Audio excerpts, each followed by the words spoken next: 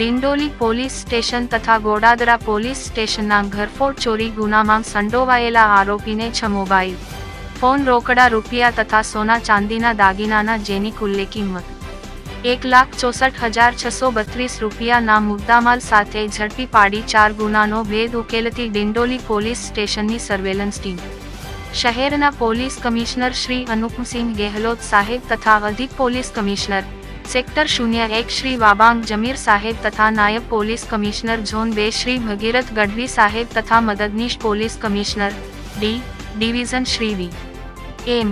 જાડેજા સાહેબ નાઓએ આગામી લોકસભા સામાન્ય ચૂંટણી ઋણ 2024 અંતર્ગત સુરત શહેરમાં કાયદો અને વ્યવસ્થા જળવાઈ રહે અને સમગ્ર ચૂંટણી પ્રક્રિયા ભયમુક્ત અને ન્યાયી વાતાવરણમાં યોજાય અને કોઈ અનિચ્છનીય બનાવ ન બને તે સારું પોલીસ સ્ટેશન વિસ્તારમાં સખતમાં સખત પેટ્રોલિંગ કરવાની તથા વાહન ચેકિંગ કરવાની તેમજ આ પેટ્રોલિંગ અને વાહન ચેકિંગ દરમિયાન મિલકત સંબંધિત ઘરફોડ ચોરીના શોધાયેલા ગુનાઓ શોધી કાઢવા તથા અટકાવવા સારું સૂચના અને માર્ગદર્શન આપેલ, જે અંતર્ગત પો.ઇન્સ.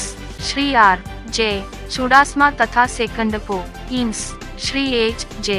સોલંકી ડિંડોલી પોલીસ સ્ટેશન સુરત શહેર નાઓની સૂચના અને સીધા માર્ગદર્શન હેઠળ સર્વેલન્સ સ્ટાફના સાઈ.એલ. એચ. મસાણી તથા એસી.ડી. આર.